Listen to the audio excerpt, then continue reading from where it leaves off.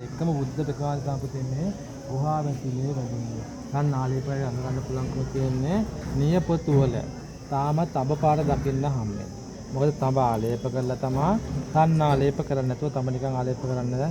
තඹ ආලේප නොකර රන් ආලේප කරන විදිහ තඹ රන්තරන් කනට අල්ලන්නේ නිසා තමයි ඉස්සලම තඹ ආලේප කරන බාරම නිකුත් තාම කොළ පාට දකින්න හම්බෙනවා. බුදුරජාණන් වහන්සේ තමන්ගේ මෞතුමිය ධර්ම දේශනා කරනවා. විෂ්ණු බ්‍රහ්ම කියන දෙවිවරු දෙන්න දෙපැත්තෙන් පවන්සන්නා. තව දෙවිවරු දෙන්නේ සිරසනාගේ නම් වන්දනා කරනවා. මුතු කුඩියත් පුතේ ගලින්ම තමා නිර්මාණය කරලා තියෙන්නේ. මමක දිව්‍ය ලෝකය නිර්මාණය කළයි කියලා. ඔය බුද්ධ ප්‍රතිමාංශයේ රන්නාලේපිත. ඒ වගේම ගුහාව ඇතුළේ සම්පූර්ණයෙන් පුතේ චිත්‍ර ඇඳලා පාට කරලා තිබිලා තියෙනවා ඒක. හරි. ඔය චිත්‍රය ඔය සිතුවමුයි රන්නාලේපා විනාශ වෙන්න හේතුව තමයි ක්‍රිස්තු වර්ෂ 1215 කාලිංග දේශනෙන් නම් මාර්ගී ලක්ෂණික කාලිංග මාර්ග ආක්‍රමණයේදී අපේ මුතුන් මිත්ත මේ ගල් විහාරයේ බේස් කපලා ගෙනල්ලා සම්පූර්ණයෙන් පස් වලින් වහනවා. ඒක කාලිංග මාර්ගලා මේ හිටිනකොට දකින්නේ පස් ගොඩක් විතරයි පිළිමාන්සිලා දකින්න විනාශ කරන්න වෙන්නේ නැහැ. ඒ වගේ අවුරුදු 6-700ක් පස් වලට වෙහෙලා තිබෙන නිසා තමයි පුතේ පිළිමාන්සයේ රන්නාලේපයි ගුහාවේ චිත්‍රය විනාශ වෙන්නේ. හැබැයි අදටත් මේ දෙපැත්තේ මේ පැත්තේ චිත්‍ර කොටසකුයි එහා පැත්තේ මේ චිත්‍රවල පොඩි තීරුවක් බලන්න ඉතුරු වෙලා තියෙනවා පුතේ. ඔය HCP බෙල් මහත්තයා 1890 එතුමා තමයි මේ ගල් විහාරේ කැණීම් කරලා පස් අයින් කරලා කැණීම් කරලා එළියට මතු කරගන්න අපිට වන්දනා කරන්න පුළුවන් වෙනවා. පුතාලා ගිහිල්ලා බලන්නකො මේ දෙපැත්තේ පොඩ තීරු දෙකක් තියෙනවා. ඉතින් මේ චිත්‍රවල කොටස්. ඒක බලලා ඉන්නකො. ඒ චිත්‍ර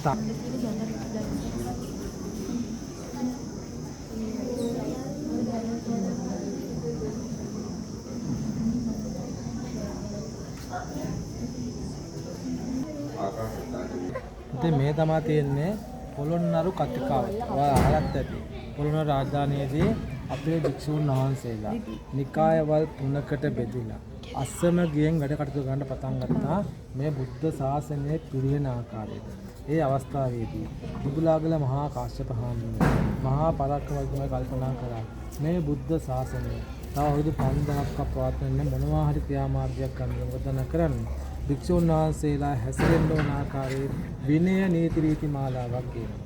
පුතේ ගෙනපු විනය නීති රීති මාලාව තමයි මේ පොළොන්නරු කතිකාවත කියලා මේ සෙල්ලිප් එක සඳහන් වෙලා තියෙනවා. මේ පොළොන්නරු කතිකාවත කරන්නේ මහා පරාක්‍රම බව තමයි වැඩිම සෙල්ලිප් එකක් තියෙන බව නිශ්චය කරලා. හරි. එතකොට පුතේ මේ ආකාරයේ විනය නීති වලට පටහැන භික්ෂුන් නමක් කටයුතු කරොත් සිවුරු හැරලා මරණ ප්‍රවාදන තමයි මැලුන්නේ. මොකද මේ බුද්ධ ශාසනය ආරක්ෂා කරන්නේ. පුතේ සිවුරු හැරලා අපට හීරුළු ඒ හීරුළු වැව පසු කාලීනව හුරුළු වැවුණා එකේ පොළොන්නරු කතිකාවතේ සම්පූර්ණ විස්තර. මේ පොතක් ගහලා කියලා කියවන ලොකු විස්තරයක් නේද සමානව. මේ භික්ෂුන් වහන්සේලා හැසිරෙන්න උන බැරිද මං කියපේක. ඒක තමයි මේ පොළොන්නරු කතිකාවත. ඒක ලොකු විස්තරයක් නෑ. මේ බුද්ධ ප්‍රතිමා වහන්සේ අඩි 22ක් උසයි. තිවංක නැත්නම් තිබංග ගණයේ ප්‍රතිමාවක්. අපි තිවංක කියලා හඳුන්වන්නේ පුතේ පිළිම වහන්සේ ස්ථාන 3කින් නැමිලා තියෙනවා. ධනේස උකුල උරේස කියන ස්ථාන 3න් නැමුණු නිසායි තිවංකයන් නමින් හඳුන්වන්නේ. පුතේ මේ බුද්ධ ප්‍රතිමාවට මේ ප්‍රතිමා වහන්සේලා මතවාද දෙකක් ඉදිරිපත් වෙලා තියෙනවා. පළවෙනි පුරාවිද්‍යා කොමසාරිස් සිංහල ජාතික HCP බෙල් මහත්මයා කියන්නේ මේ වැඩේ ඉන්නේ ආනන්ද හාමුදුරුවෝ කියලා. ආනන්ද හාමුදුරුවෝ බුදුජානක වහන්සේගේ පරිනිර්වාණය දුක් වෙනවා ශෝක වෙනවා හඬා වැළපෙනවා කියලා තමයි බෙල් මහත්මයා මේ කියන්නේ. පුතේ බෙල් මහත්මයාට වැඩි කාලයක් මේ මත ඉන්න හම්බෙන්නේ නැහැ. ගාල්ල ප්‍රදේශයෙන් බිහිවෙනවා. පළවෙනි සිංහල පුරාවිද්‍යා කොමසාරිස් සෙනරත් පාරිතාංචෝරේ. එතුමා කියනවා මේ වැඩින්නේ අපේ ගෞතම බුදුරජාණන් වහන්සේ කියලා. පුතේ එහෙම කියන්නේ නිකන් බලන්නකො. පద్මාසනයක් මත වැඩි ඉන්නවා. පద్මාසනයක් මත වැඩි ඉන්න පුළුවන් බුදුරජාණන් වහන්සේ නමකටයි රහතුන් වහන්සේටයි පමණයි පුතේ. ආනන්ද හාමුදුරුවෝ බුදුරජාණන් වහන්සේ පරිනිර්වාණය කරද්දිවත් රහත් භාවයට පත් වෙලා හිටියේ නැහැ. පළවෙනි ධර්ම සංගායනාවට වේදන රාත්‍රියේ තම රහත් භාවයට පත් වෙන එන ආනන්ද හාමුදුරන්ට පద్මාසනයක් මත වැඩි ඉන්න අවසර නැහැ. ඒ වගේම හැලිකොණ්ඩ හරණ කණ්ඩක කියන කණ්ඩක ලම්බ කරනව තමයි පිළිහිලා දෙනවා ආනන්ද හාමුදුරන්ට ওই ලක්ෂණ මොකුත් පිළිහිටියේ නැහැ. බුදුරජාණන් වහන්සේගේ රුවට සමානකම් කිව්ව එකම මහරහතන් වහන්සේ කවුද? මහා කාශ්‍යප මහරහතන් වහන්සේ. අඟල් දෙකක් උසින් අඩු විදිහට වැඩිය මහා පුරුෂ ලක්ෂණ 7ක් පිළිතියා මහා කාශ්‍යප හාමුදුරුවෝ. එහෙනම් පුතේ මේ ඉන්නේ ආනන්ද හාමුදුරුවෝ නෙවෙයි. විතරක් නෙවෙයි. බුදුරජාණන් වහන්සේගේ සිරසට ඉහළින් කවමදාවත් ආනන්ද හාමුදුරුවෝ වැඩ හිටියේ නැහැ. මොකද බුදුන්ට අගෞරවයක් වෙයි කියලා සිරිපතුල් දෙකට තමයි වැඩ හිටියේ. එහෙනම් පුතේ මේ වැඩ ඉන්නේ අපේ ගෞතම බුදුරජාණන් වහන්සේ. මේ ඉන්න ඉරියව්වට කියන්නේ පර දුක්ඛ දුක්ඛිත මුද්‍රා. අර තියෙනවද? පර දුක්ඛ දුක්ඛිත මුද්‍රා. පර කියන්නේ අනුන්ගේ දුකෙහිදී බුදුන් තරම් පිහිටු කෙනෙක් මේ තුන් ලෝකෙවත් අපිට දකින්න හම්බෙන්නේ නැහැ පුතේ. බුදුරජාණන් වහන්සේ පිරිනුවම් පාන්න මොහොතකට කලින් සියලු සත්වයාදියා මහා කරුණා ගුණයෙන් බලන අවස්ථාවක් තමයි මේ නිර්මාණය කරලා තියෙන්නේ පුතේ. මේ වගේ පිළිම වාසනාවක් පාඩ කොහේවත් වන්දනා කරන්න හම්බෙන්නේ නැහැ. මේ උතුම් වූ ගල් විහාරයෙන් විතරයි වදින්න හම්බෙන්නේ. පැහැදිලිද? මේ වැඩින් එතකොට පර දුක්ඛ දුක්ඛිත මුද්‍රා වැඩින් අපේ ගෞතම බුදුරජාණන් වහන්සේ. පර කියන්නේ අනු අත තියාගන්න. අනුගේ දුකෙහිදී බුදුන් තරම් අපිට දකින්න හම්බෙන්නේ නැහැ. අහලා තියෙනවද?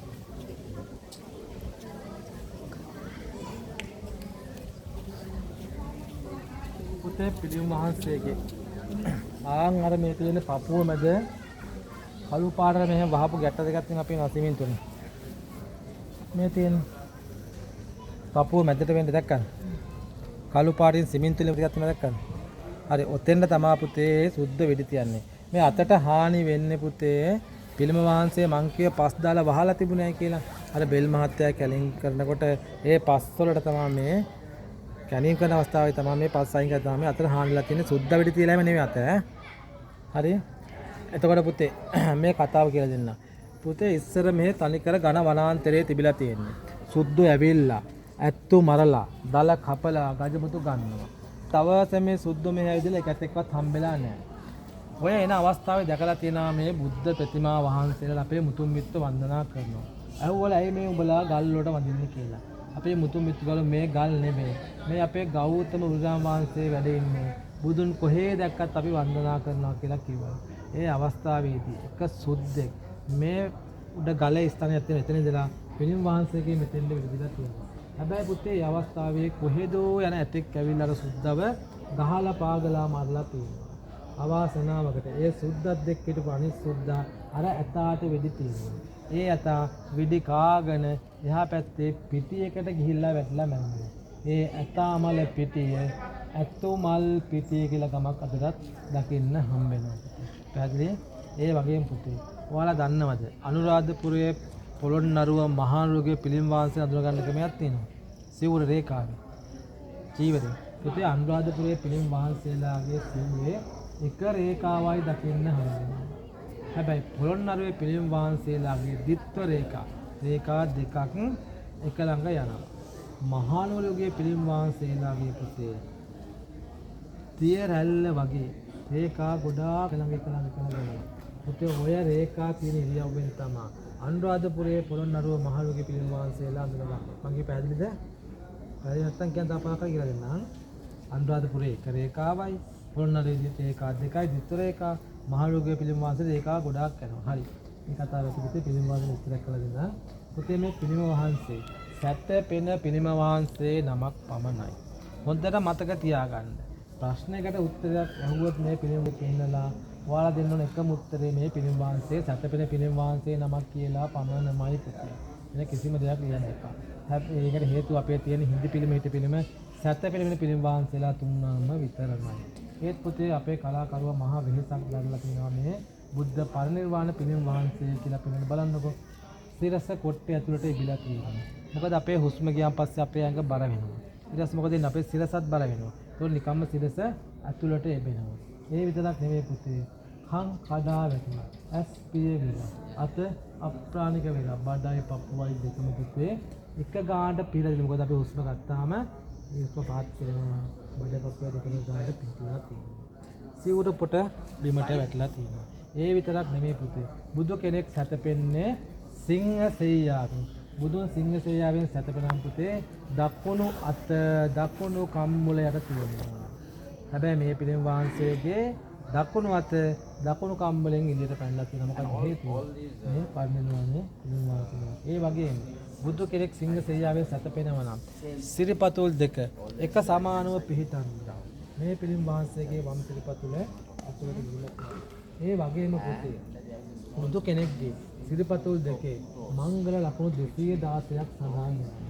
හැබැයි පුතේ බුද්ධ පරිනිර්වාණයේදී ඔය මංගල ලකුණු සියල්ලම මැකිලා සිරිපතුල් දෙකේ ඉතුරු වෙන්නේ නිලුම් මල් දෙකක් පමණයි. පුතේ මේ බුද්ධ ප්‍රතිමා වහන්සේගේ සිරිපතුල් දෙකේ දකින්න හම්බෙන්නේ නිලුම් මල් දෙකක් පමණයි. එතකොට මේ වෙන්නේ බුද්ධ පරිනිර්වාණ පිළිම වහන්සේ. හරි ඔය වුණා සතපෙළ පිළිම වහන්සේ නමක් කියලා තමයි හඳුන්වන්නේ. මොකද බුද්ධ පරිනිර්වාණ පිළිම කියලා පිළිම જાතියක් අපේ නැහැ. මේ පිළිම කියන්නේ සතපෙළ පිළිම කියලා විතරයි තියෙනවා. මේ බුද්ධ ප්‍රතිමාව සතපෙළ පිළිම වහන්සේ නමක් සම්බන්ධයි. මේ පැහැදිලිද කියන්න ඕන?